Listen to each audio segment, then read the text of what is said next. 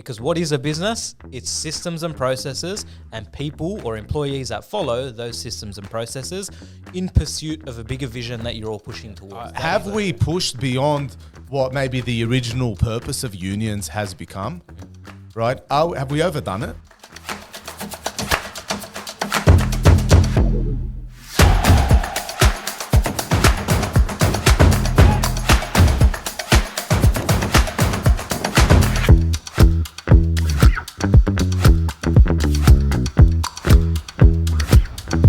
Hey everyone, and welcome to another episode of the Lat Chat. In today's episode, I have the absolute privilege of having a chat with one of Latitude Accountants, co-founder, someone who's mentored me in my career, taught me a lot of what I know, and someone who pretends to hate being behind the camera, but actually does really well. So I'd love you to comment down below what your thoughts are on Toufic in this episode. But Toufic Haddad, thank you for joining us on another episode of the Lat Chat. How are you?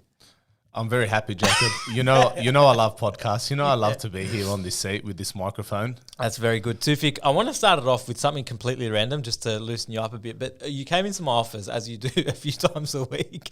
What was I ranting about? Yeah, Tell me. There's always something new you're ranting about. But today you said, you walked up to me and point blank said, Jacob, do you think I should buy a lamb and just eat a lamb for a week? How long do you think the lamb would last me?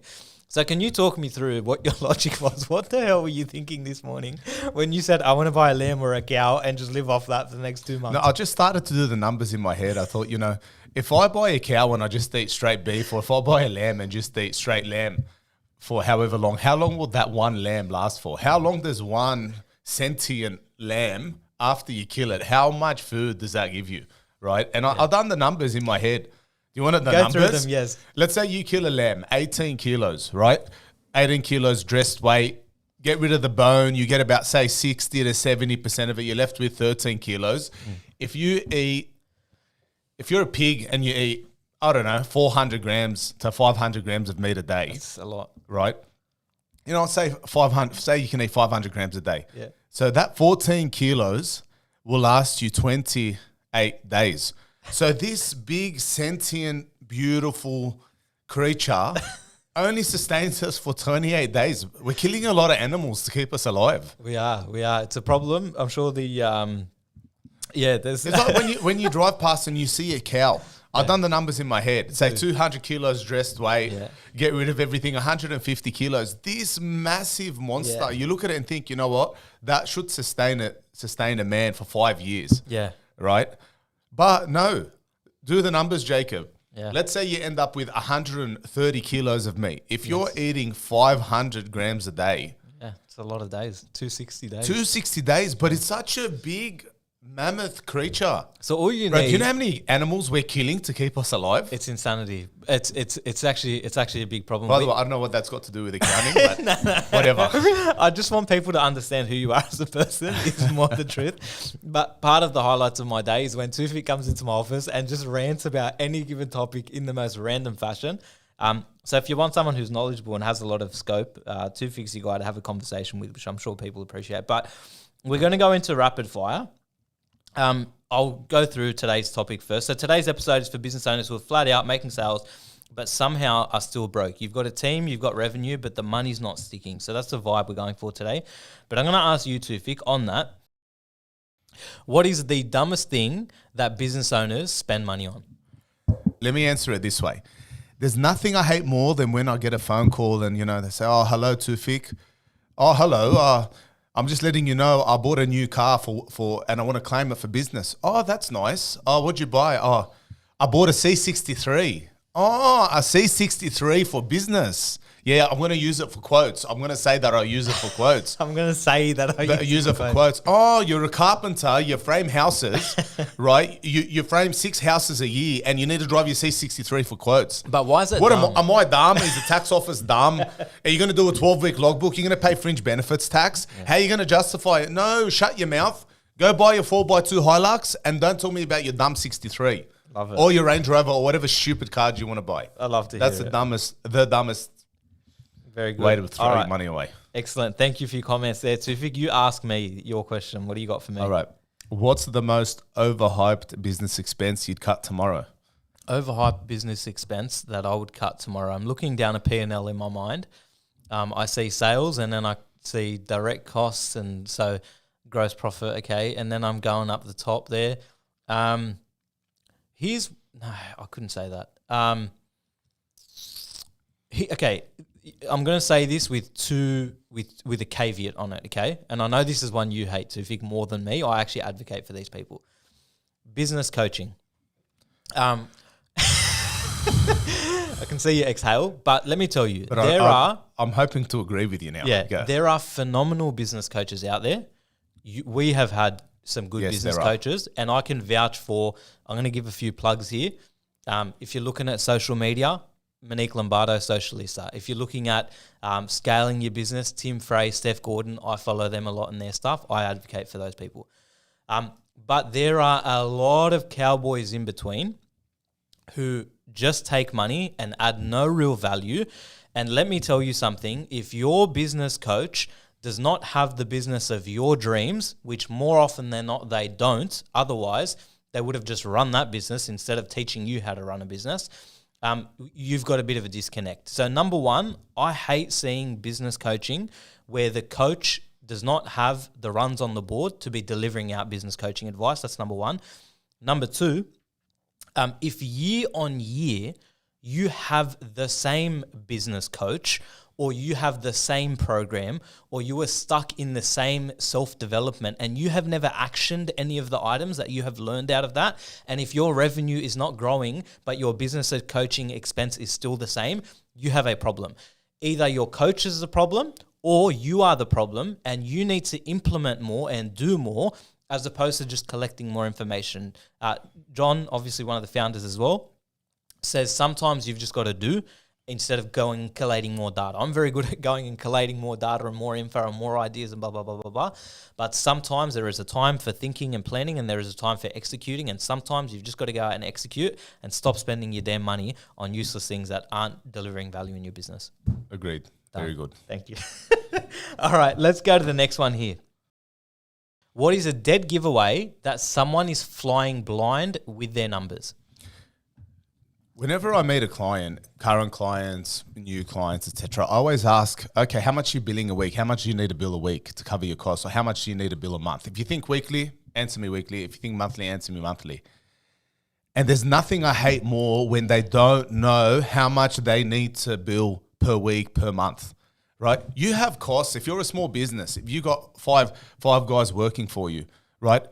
We have to pay their wages and their super and their workers' comp, and you have to pay the rent, and you got to pay the overhead, etc. You need to know how much you got to bill a day, right? All right, if you're running a plumbing team, you pay your plumbers whatever $400 a day, right? You know, you need to get $1,000 out of their labor plus material for it to be an actual business to pay your overhead and their truck and the rest of it.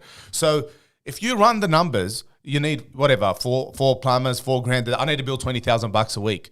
That's very important, because at the end of the week, if you're billing $15,000, you're doing something wrong. If you can't tell me how much you need to bill per week, per month, there's something going on there. Yeah, I completely agree with that. And how many times, just so everyone knows, how many times do you have a sales meeting where you ask the very common question, what were your sales last month, last week, or last year? How many times do they say, I have NFI? Yeah, I hate that. It upsets me. Look at your damn numbers. A lot of the time you have the numbers in front of you, right? But people are scared, they're intimidated to look at their own numbers. It's not hard to pull up your own profit and loss, provided, you actually do one. Yeah, agreed. Right? Do it. Don't be intimidated. Do it and make sure you're hitting your goals. Why am I in business sometimes? To make a wage. So many people I know, I swear, they run a business, they wake up early, they work hard to pay these employees that are barely even working. No, give them a kick, set a goal, make money, right? Otherwise, quit your business. If you're not driven, you're not made for it, quit it and go get a job. 100%. Very, very good. And you should get an accountant, by the way, who's not scared to tell you that. If your accountant isn't telling, if you've made $50,000 a year in salary over the last 5 years in your business, and your accountant has not at least sat down with you and had the conversation of, where are you going with this business? What is your profitability? How are we going to get you to earn more money? Or should we just consider you going and getting a job because we care about you and your well-being? I think you might not have the right accountant, is the honest truth. Absolutely. Jacob, can I say this? I have sat down multiple times where clients have come to me, oh no, the world is ending. we need to go into liquid. I can't afford my debt. All right, maybe liquidation, restructure. We've got to talk through it. But I sit there and I go, what's going on with this business? Let's have a look at it. And I get a pen and I cross out people's names, right? I have fired. So there's a lot of people who've lost their job because of me. Yeah. But you know what? You're sitting as a dead weight. Go somewhere else and add value to another business. 100%. Right? Otherwise, you're going to hurt a business. I have no problem grabbing a pen and crossing out some costings to keep a business going. The general manager of GM, I forgot his name, but he's written a book. He's a world class. The Japanese one? The Japanese name? No, right. He was an American bloke. He wrote a book, and one of his core principles is every single year he used to fire the bottom 10% of the workforce or performers. And he used to advocate that it was actually, it sounds very negative, firing 10% of your bottom performers, but it's actually liberating not only for your business, but for the people who are in that bottom 10%. Because if you're on the bottom 10% of the business that you're working for, you may be better deployed somewhere else, and you may end up finding your passion somewhere else, not necessarily, Jack Welch is his name, not necessarily in the business you're working in. So that's great. Thank you, Toufic. All right. What's the one thing you see profitable businesses screw up each year? Yeah, great question. There's two things I see profitable businesses screw up each year. There's actually three. So it says one. What's the one thing I see profitable businesses screw up every year? I want to say debtor management. And let me. So everyone talks about cash flow, but if you're making profit, you probably have okay cash flow. Well, you're designed to have good cash flow, but the one thing you're screwing up is your debtors and collecting money that people owe you. There is the most common question you'll get as an accountant, I'm sure, is I've made 100 grand of profit, but it's not in my bank account. What the heck is going on? Let me tell you where it is. Have a look at the people that owe you money, and if you see that they owe you roughly what your profit is, you've got a debtors problem that you need to manage. It breaks my heart every single time I ask for bad debt write-off at the end of the financial year, and my client tells me that a substantial amount of their profit has to be written off because it's bad debt. When we say bad debt, invoices that you have sent out that you have earned, but you are not collecting with cash because something has happened. The solution for this, I always say, is number one, have a debt collection process. Don't feel like a bad person as a business owner collecting money that is rightfully yours. If you've done a good job for someone and they're self-respecting, they should pay you your money and they should pay on time. We understand things happen in business and whatnot, but you should have a process to do with this. So step one, invoice ASAP. As soon as you do that job, invoice that job and start the process ASAP. Number two, if the invoice is paid late, start the chase up or follow up process. If they're not paying on time, engage someone in the business. I always say, I don't want the business owner or the person doing the work to call the client up to ask for the work because you're ruining that relationship. And it could be a good relationship, but they just might be going through some things. So hire your friend, someone unassociated to the business, pay them an hourly rate to come in literally 2 hours of your in a week, and have a different voice calling him and asking him for collection of that invoice. You'd be surprised how many times that actually solves the problem. And then finally, engage with solicitors and go through the process of, debt collecting and sending out letters and all that sort of stuff. But the biggest thing is in all of this? Most of the time, it's the business owner's fault for invoicing late, for doing a big job without getting a decent deposit, and it happens right at the start. Anything that happens after 90 days is usually a failure of what's happened in the first 10 days. Yeah. Do the job, send out the invoice, move the ball. Keep moving the ball as a business owner. Don't rack up amounts of, invoices that, I'll send them when I get the chance, because people aren't going to always have that cash flow to pay you. So do the job, send out the invoice, and you'll have a far better business than you will have if you delay agree. it. Yeah. Now, can I add to that, Jacob? Sure. We do a lot of tradies, right? Yeah. We've got a lot of clients who are tradies. Yeah. Now, a lot of the tradies, they're getting paid. They're meant to be paid, 30 days from end of month. Yeah. But that drags out to 45 and 60 days. And the big builders, they say, it's for cash flow, or the builder says it's for cash flow. We're struggling with cash flow. Standard. Hold on.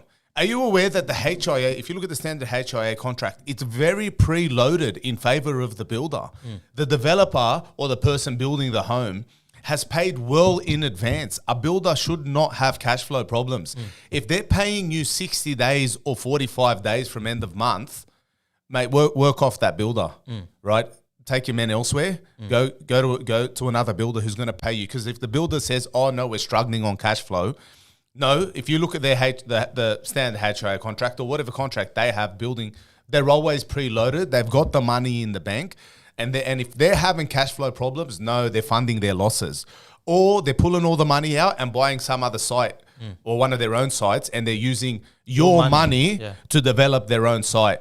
Don't accept bad payment terms. Get your money 30 days from end of month if they're your terms, and make sure you get it or walk off. 100%. And we say this so sternly because we've seen the other side. We've seen the business who had a cracker profit and had a massive amount of receivable, and that cash flow has literally destroyed their business, and has not only destroyed their business, but then with it, the trickle-on effect is it destroys the subbies, it destroys everyone involved. There's so many stakeholders that are involved, and we need to make sure that you're getting paid on time so you can support everyone that relies on you. So thank you for asking me that question, Toufic. What could actually happen if most business owners stopped winging their finances? What positive result could that produce for them?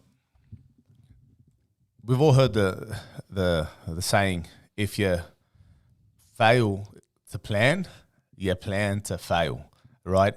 As an accountant who's been doing this for 20 years, it is so true, right? It's so nice to have a goal set for you at the start of each week, at the start of each month, where you're not winging your finances. You know what your cash flow forecast looks like. You know what jobs you're going to finish, when the money's going to come in. And it's nice to have a solid bank balance and not have to stress for the next number of months. So don't wing your don't wing your finances. Have some goals, have a cash flow budget in place, right? You're actually a more comfortable business. You can pick and choose what jobs you take on, and you're better for it. Absolutely. You can plan better for employees. You can plan better for projects. Absolutely. Right? Absolutely. A good business. We've seen our successful top performing businesses, and they have a vision. They know where they're going, right? And very important to that is their financial goals and their vision. 100%. So Warren Buffett says accounting is the language of business. If you don't understand your numbers and that your commerciality or the things you do in your business aren't driven by your numbers, you're speaking a different language to the actual one you're supposed to when you get into business. So it's a new one that you have to learn, but if you took advantage of understanding your numbers and managing your taxes and navigating the small business journey, you will make your dreams a reality. Thank you, Toufic. Fantastic, and I appreciate all your thoughts. In the rapid fire, let's go to agree or disagree. You did mention this was your favorite segment, so we'll go here for a bit. Agree or disagree? We'll go to you first, obviously. Hiring staff too early is the fastest way to kill cash flow. It's a good one because you've been on the journey. I'm talking to a guy who's hired many people in his career and currently is hiring many people. Hiring staff too early is the fastest way to kill cash flow. Agree or disagree? I'm going to have to disagree. I also would disagree. Toufic, why? It's unfortunate, but within business, the day you hire a staff member, they're not fully productive. And depending on the business, sometimes they're fully productive in a week, sometimes, right? So there's always that lag between the day you hire them to the day where you get maximum value, right? In addition to that, and this is the biggest thing, if you're in a growing business, you can never let your clients down. You have to have the team ready. If I'm doing a $2 million turnover and next year I want to do 5. The most important part of your business is to actually cater to your clients and make sure that you're providing be it a good product or a good service, right? That's the most important thing, right? Don't be in business if you don't want to do that. And you better have the team for it. So get in early on your staff, because more staff means, more confidence in being able to obtain those, those bigger jobs. I completely agree with that. I've also gone with disagree. The reason I've gone with disagree, one of the biggest mindset shifts you are going to face as a business owner is going from an employee to a business owner, or a technician to an operator. And the only way you're going to bridge that gap is by having employees in place to assist you delivering work. Because what is a business? It's systems and processes and people or employees that follow those systems and processes in pursuit of a bigger vision that you're all pushing towards. That is, by definition, what a business is. Jacob, I'll tell you something about my business, right? Accounting. we've got a goal to grow. Yes. Now, I've hired 5 juniors, Yes. right? I know. You trained them. Yeah. Do I need these juniors? Yeah. Jacob, they're absolutely useless to me, right? I love them, don't get me wrong, Yeah, but they're yeah. absolutely useless. They add Yeah. zero value to my business. If I look at it today, they add zero value to my They business. cost us money. They cost us money because I have to train them and I have to put money in their bank account each week to teach them, right? They're absolutely useless to me, but why do I have them? Yeah, definitely I've hired them early. Right, Yeah. but why do I do it? Because I'm hoping in 3 or 4 years' time, Yeah. when they learn a little bit about accounting, that they can, they can add value to my business. 100%. I'm hiring them too early, 100%. right? And don't get me wrong, they will add value eventually. yeah, 100%. But no problem. That's Yeah. why I disagree with this statement. Very good. Thank you, Toufic. All right. Most business owners should not be in charge of their own money. I'll repeat it one more time. Most business owners should not be in charge of their own money. I'm going to go heavily disagree. We think a lot like Toufic. Why do you disagree with that? No one appreciates and respects their own money like a business owner. Agreed. Right. And rule of thumb is 10% profit. If you're doing 10% profit, that's the general rule of thumb that most businesses would do.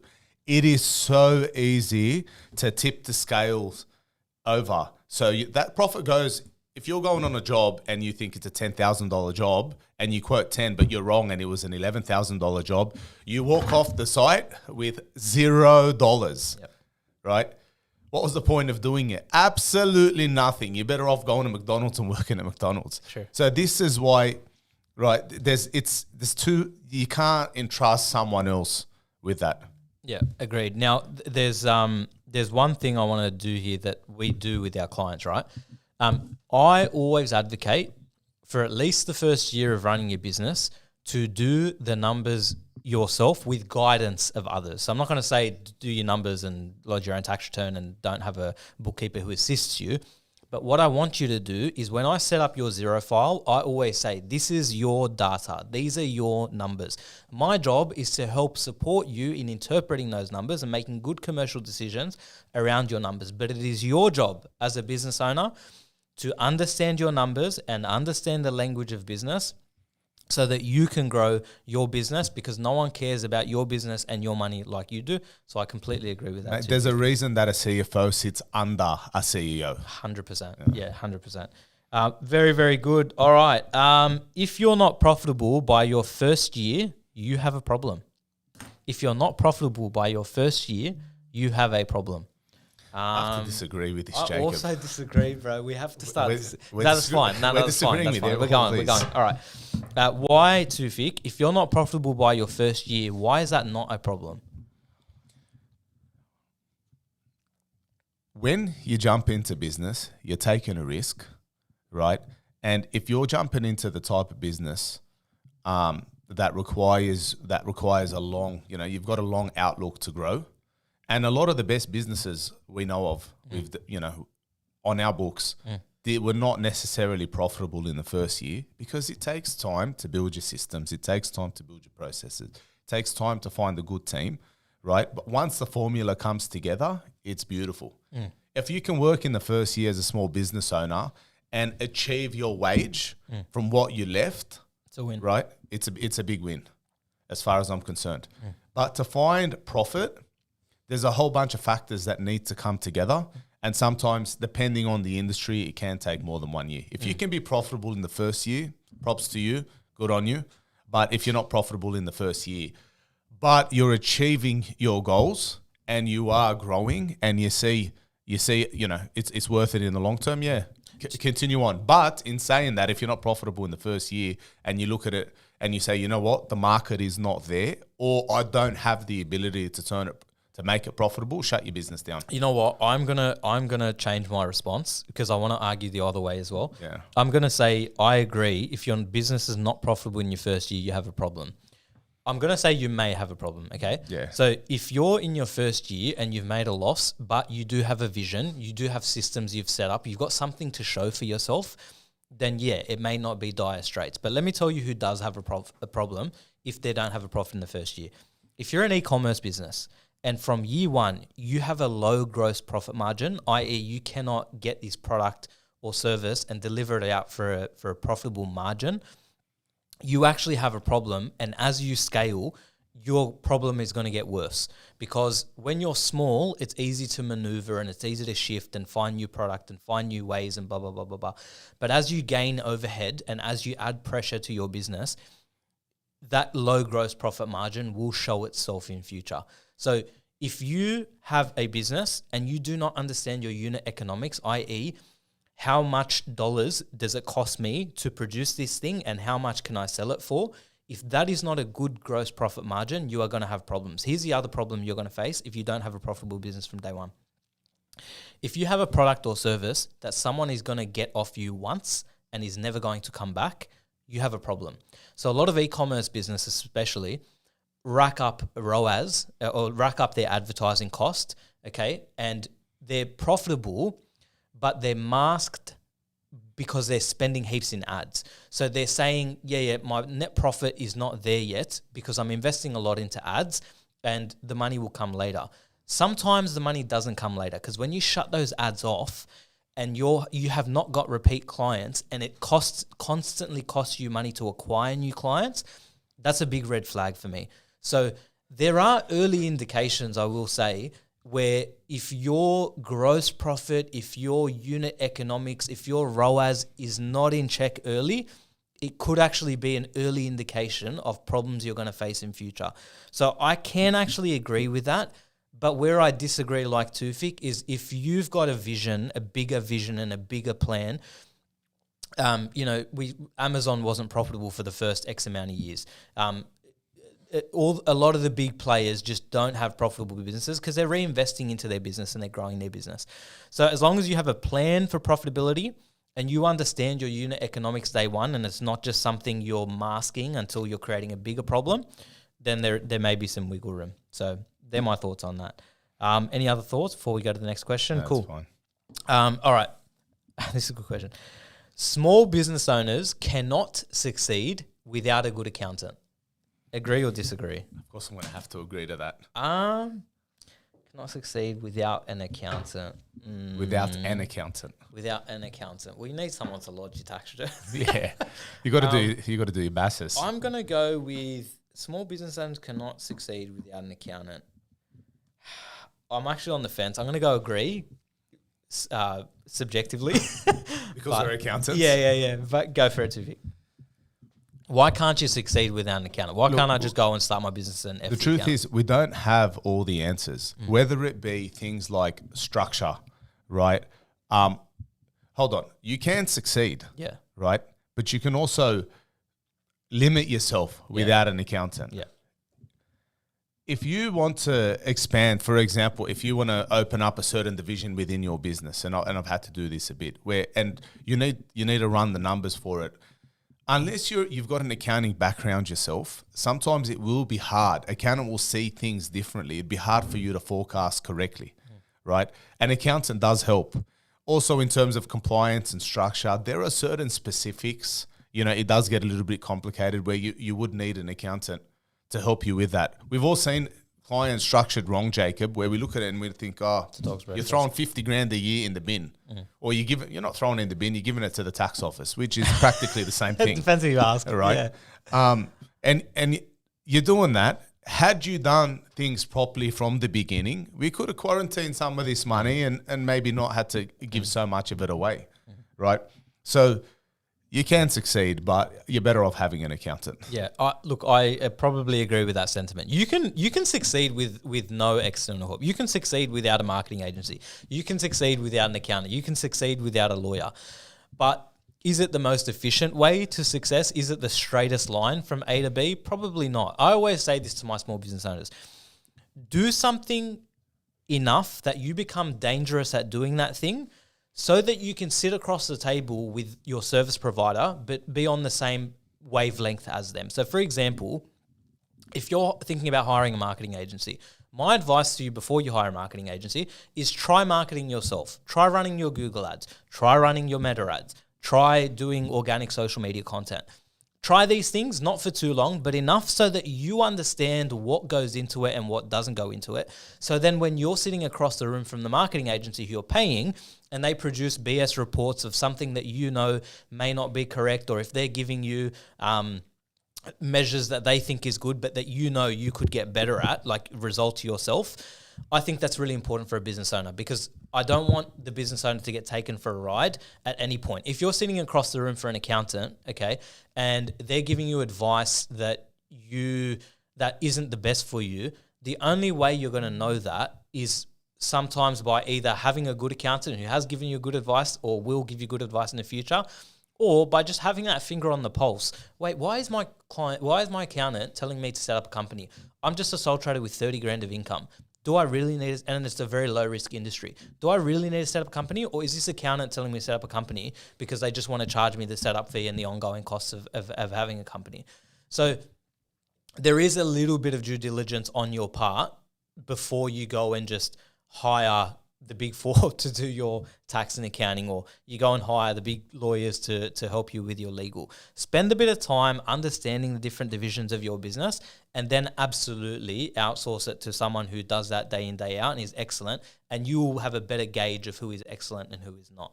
So they're probably my thoughts on that. All right. We'll go through the last one. You don't need more revenue. You need to stop leaking money. So you don't need more revenue. You need to stop leaking money. Toufic, agree or disagree? I strongly disagree. Oh, wow. I thought, okay, all right. All right, so we both disagree. Toufic, why do you disagree with that? Why can't you just have the same revenue every single year in your business? Look, if you have an inability to grow, which maybe you're on the back end of the life cycle of the business, right? I don't know. You're making VCRs and there's CDs out right now. If that might be your business, but if it's not, right? You have a team, you have an office, whatever it is. You have staff, you have systems, you have processes. If you're not making money, right? Sorry, if you're not making profit, there's a problem with the efficiency of that team. What you need to do is add more revenue. Now, the reason I said disagree is because you can go one of two ways. But what I've found practically in many of the businesses that I've dealt with is that they need more revenue. And when the revenue comes in, the efficiencies will come in. You'll go to the drawing board. You'll redefine your processes. You'll redefine your policies. You'll use the strengths of your staff. There's nothing like walking into a business where there's plenty of work to do and you've got to get results, because when the pressure's on, resilient people will find the strength, the ability to do it. So my general, when I say most of my clients, my general opinion is go get more work. Go get more work and you'll get it done. Yeah. Sales is the antidote to most problems you have in your business. Let me tell you. I'll tell you what sales does that's magical for businesses. Alex Hormozy talks about this. Running a business is just about solving the right constraint at the right time. Okay, so we had a meeting with Danielle from our office this week, and she's done the Lean Six Sigma course, and they have this metric called ICE, and it talks about what is like the highest impact thing that you can do in this business to move the needle forward, with the lowest effort that it costs you to do those things, right? And so you just don't know what those things are until you pour more sales in. Because what happens is you pour sales in, then you find an issue, okay? There's no point developing the best systems and processes in the whole wide world with no money to run through those systems and processes. So get an MVP, take it to market and get some sales. If you can't get any sales, you're never going to test your systems and processes and your people. Bring in the money, test your systems, test your processes, find the biggest constraint that's going to deliver the maximum value, fix that constraint and go on to the next problem. Sales are always going to help you run those experiments. If your sales dry up, everything below it dries up. There's a reason at the top of the P&L, we have this big, beautiful number, like the big, beautiful bill, and that is sales, baby. Sales is the lifeblood of your business. Sales is the first thing you should be focusing on in your business, because if you have no sales, you have no business.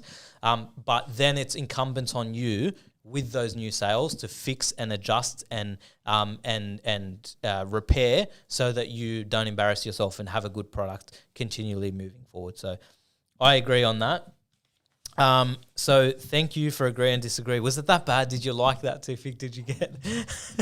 It's done. Let's move on. All right, that was Toufic's favorite segment. So everything is from here is downhill. No, it's not.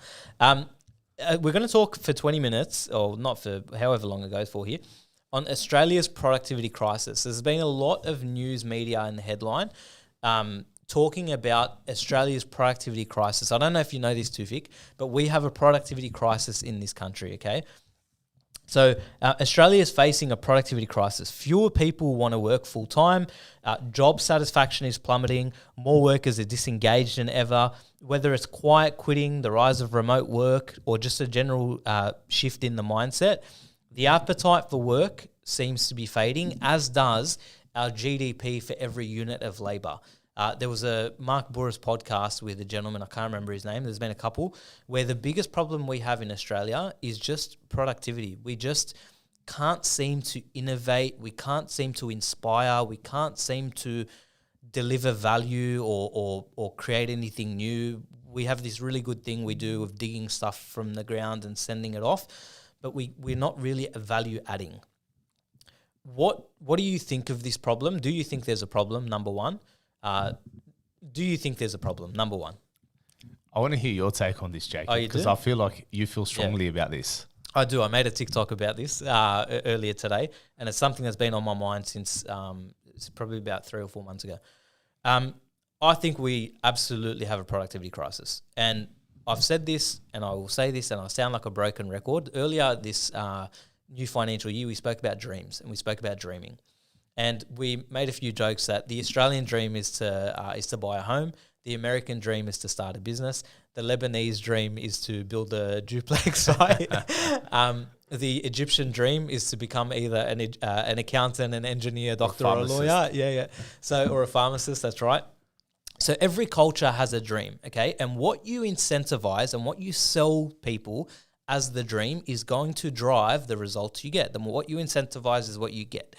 And the problem in this country is that we idolize home ownership as if it's the be-all and end-all, and that's where your life should end. And then I went to the room and we asked a 27-year-old in our team who has recently just bought a home. Congratulations, that's a fantastic thing. I'm very, very happy for every 30-year-old that buys their home, okay?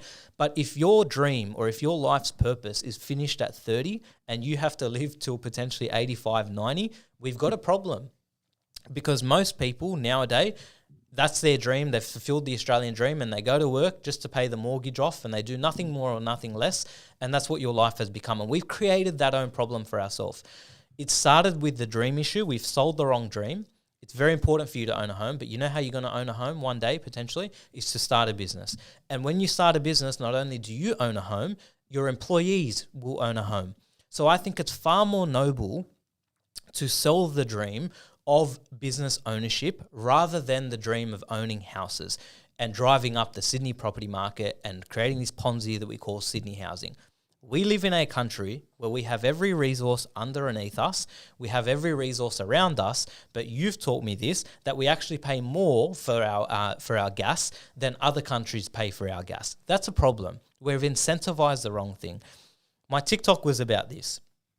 Instead of talking about this productivity crisis, by the way, the Parliament has pulled everyone in and they've talked to a bunch of people and they're going through consulting at the moment. Number one, they're going to talk to consultants who have consulted and that's all they do and who have never started anything or done anything with their life. So I can almost bet my bottom dollar that this inquiry or research or whatever it is going to lead to absolutely nothing, just so we're clear. Like every other research or inquiry has ever led to, and all the recommendations are ignored and thrown in the bin. It's a waste of time. It's a waste of time. Australian taxpayers' dollars. Exactly right. So let's, in 5 minutes, I reckon we can flesh out a better solution. This is mine, okay? What we do is we have a tax-free haven. I've talked about this a bit. Tax-free haven, 3 hours away from Sydney, 4 hours away from Sydney. We incentivize anyone who wants to start a small business from scratch and who can create jobs. We incentivize them by producing a tax-free haven for them to go and produce profits at a tax-free rate, okay? Now, To produce profits, what do you need? Systems, people, and processes. So the people, where are the people going to come from? They're going to come from Sydney because they're already complaining about the Sydney houses, which is out of control. So we're going to get them, put them into another city 4 hours away. You're going to have businesses and you're going to have jobs. And do you know what comes with businesses and jobs? Innovation. Because people are going to get into a room for more than 15 minutes and have a discussion and collaborate and say, what do you think is a good idea? What do you think? And then we're going to find new ways of doing things. It's a Silicon Valley. America has the Silicon Valley, the whatever it is. The Macau has like the tourist hub. Dubai has focused on an industry and created opportunities around that. We can have that place 4 hours away from Sydney. We can create jobs. We can create innovation, and we can actually lower our housing prices by just creating more opportunities elsewhere instead of saturating them within our landlocked city where we have at the moment. So I think it goes to, number one, the dream. I think we need to recreate the Australian dream, and I think that dream needs to be to the small business owner. If you came to this country with nothing, I think small business ownership is your way to success. And I think that's a far more productive goal because you take more people with you and you impact and touch more lives than simply buying a house. And I think we need government. Vote Jacob one. Vote Jacob one. But it's something I've thought about for a lot, so that's why I say that. But Jacob, yeah. can I ask you something? Yes. Do you think there's a shift in, I don't know, focus, commitment, integrity within the new generation versus us? Okay, so whenever we talk about the new generation versus us, do you know who raised the new generation? We did, or our parents raised us, okay? So we need to, instead of complaining about the next generation... No, but just answer me. Do you think they're more entitled? Do I think the next generation is more entitled? Here's another one. Yes, let's go with yes, but it's nuanced. Do you think, I don't know, maybe the loss of faith... Yes. Right? Yes. Has been bad for business and productivity? Absolutely. Yes. Why? Because having a higher purpose or a vision or something to believe in is fundamental to your hunger, your desire, for your... I always say everyone needs to dream. Everyone needs to have faith. Everyone needs to have hope. If you lose those things, what are you doing? So my answer is yes. So there is a fundamental change in society. Yes. That hasn't been good for productivity. That's a very good point. Do you think there's a big victim? There's a lot of victim mentality going on? Because I've read a few articles about, certain members of the community complaining about young people who want their avocado on toast and complain about, they'll never own a home. It's unaffordable. Yes. Yeah, we see young guys and girls buying property, right? So there's something to that. There's got to be there's something to that, right? Yeah. And the work from home shift, this idea of let's push for work-life balance. Let's give people paternity. What the heck is paternity leave? Right. Let's give men who contribute to the workforce. Right. Not that women don't. Right. Yeah. But I understand the woman needs to go produce children is very important for Australia. But let's give men 3 months of paternity leave to sit at home and things like paternity leave. What about the right to disconnect? What message are we sending to employees when we say, you know what, there's paternity leave. Here's a right to disconnect. Oh, the second you work more than 38 hours, right? Oh, you should be paid time and a half. You should be paid double time plus a side allowance plus this allowance and that allowance for going to work. Oh, you got to get your entitlements. They make it. You're getting retrenched. You're getting. You should get paid 12 weeks. It's about you. What message do we continually portray to our people? Have we pushed beyond what maybe the original purpose of unions has become? Right? Have we overdone it? The right to disconnect. I want to call my staff at 6:30 and all of a sudden they have the right to say, oh no, it's something important. No, it can't be that important, right? At 6:30, therefore I'm not going to answer you at all. And I'm not going to respond to your text messages and I'm going to ignore. What message? Go do that in countries where they're getting substantial GDP growth each year. They're adding industry. Let's go see their labor laws versus ours and tell me if their boss is allowed to text them at 6:30 at night.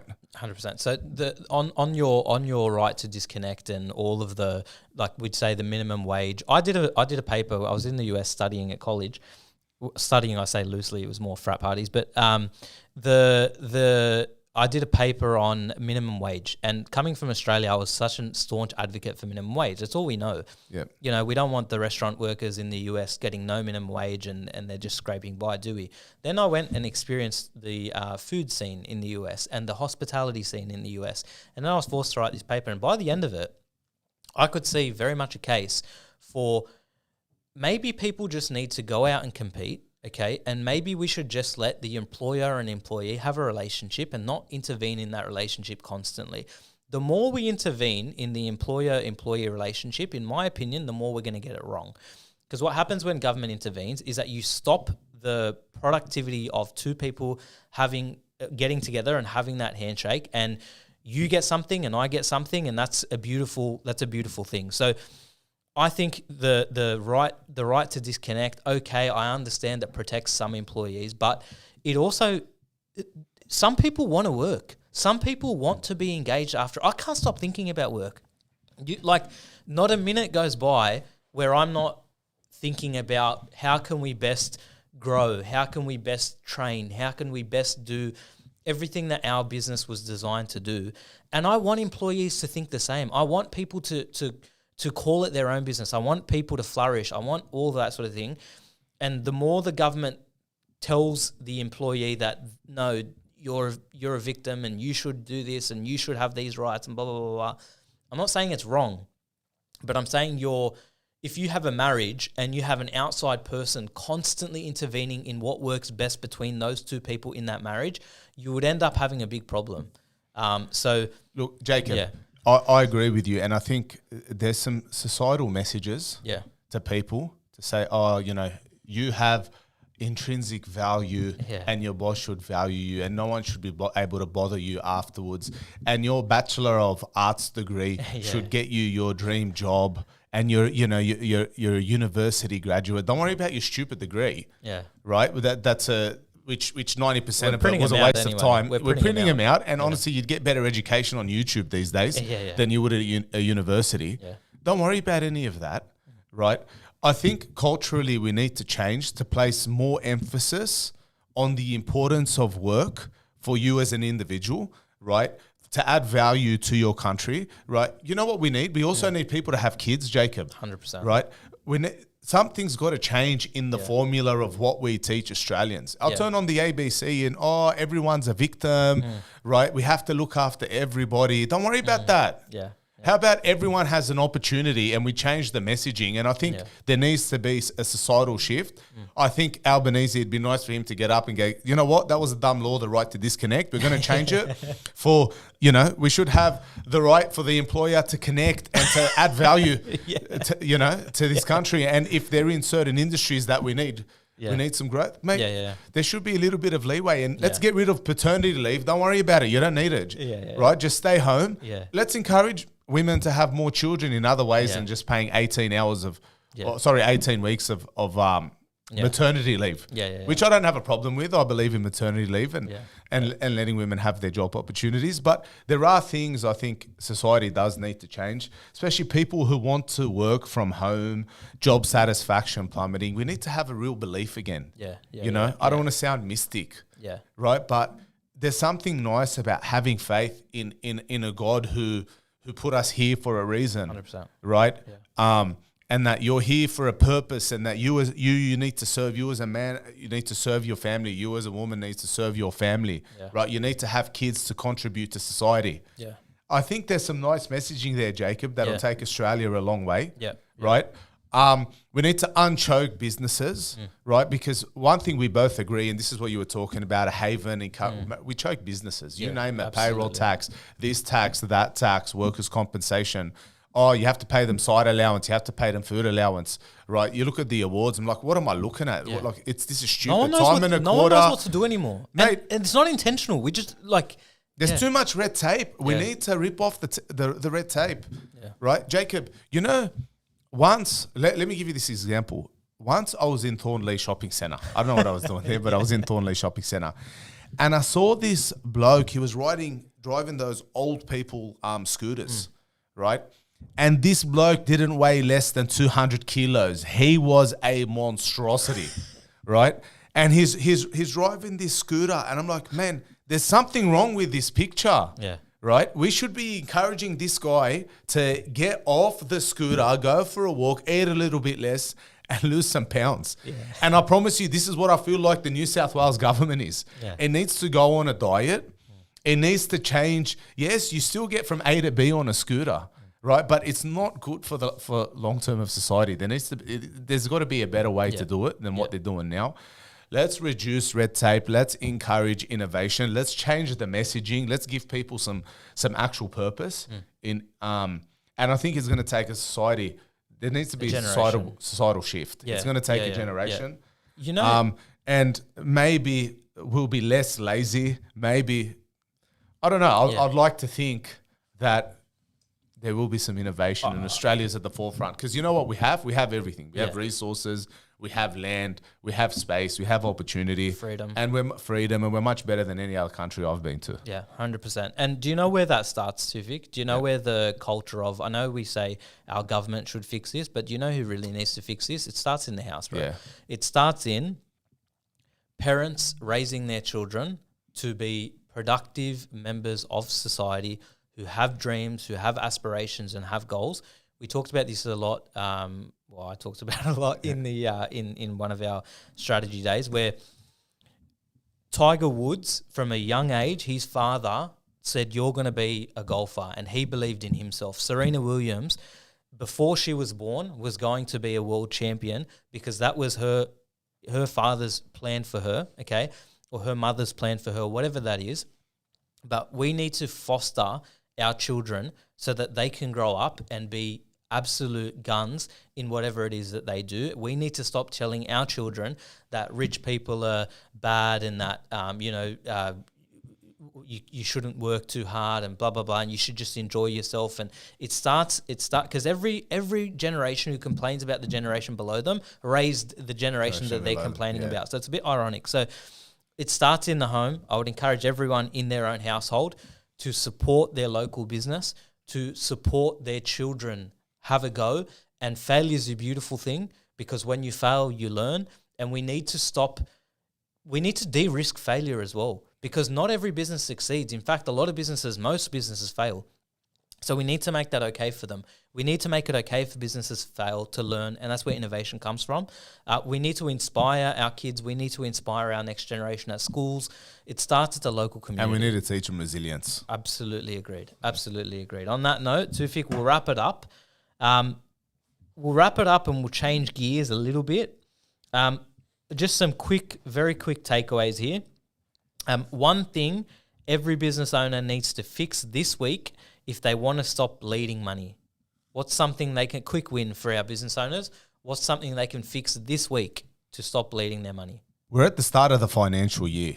You sit down, you write your vision, your goal, you look at your expenses, and you determine what your turnover needs to be and what you want for a business. Then you grab a pen, you look at your expenditure, and you cross out anything that's not in line with your vision. And you know what? That might mean a few staff members are going to go. That might mean a few subscriptions are going to go. But any expense on your profit and loss has to carry its weight or it's got to go. You know what? That receptionist who's sitting there that's almost adding no value, I have made clients get rid of their receptionists I'm sure that she was a lovely person, but it added no value. Oh, she was doing the bookkeeping. Okay, done. We've passed that on. Oh, she was printing things and sending it out. Don't worry about printing. Those days are gone, right? Any expense that doesn't carry its weight and that's not going to help you achieve your vision and goal, cross it off. Absolutely. Fantastic. I won't add anything because I think that was great. Final message to business owners who think tax planning is optional. You can have that, Jacob. All right. Final message to business owners who think tax planning is optional. Here's what we did this year in tax planning, and I think it was a great offer, and I hope we do this again. We said we will offer you tax planning at a certain price, and if we can't find tax savings to match that price, we won't even charge you at all. It's free of charge service. I think that that's a fantastic offer for business owners, and that's a fantastic option, because if you can find better ways of doing things to manage your taxes more effectively, it is your job as a business owner to do those things. I'm not talking, and we're talking things that are legal, that are within the law and are the right thing to do for you. If those opportunities exist, you should take them. If someone is giving you $100, you should take that $100 as long as there's no strings attached to that $100. So is tax planning optional? First, make a profit. Once you've made that profit, it is definitely at least worth a conversation with your accountant. If they can't add any value, they'll tell you that. If they can add value, congratulations, you have saved some money at tax time. We'll wrap it up on that. Toufic, thank you so much for joining us on another episode of the Lat Chat. If you liked having Toufic here, I want you to drop a heart or a like on the YouTube channel, on the clips, wherever you've seen it. We've had a lot of demand for him, so we're glad he's here. Thank you, Jacob. And this might be the last one he'll ever be on. So thank you so much. Thanks, mate.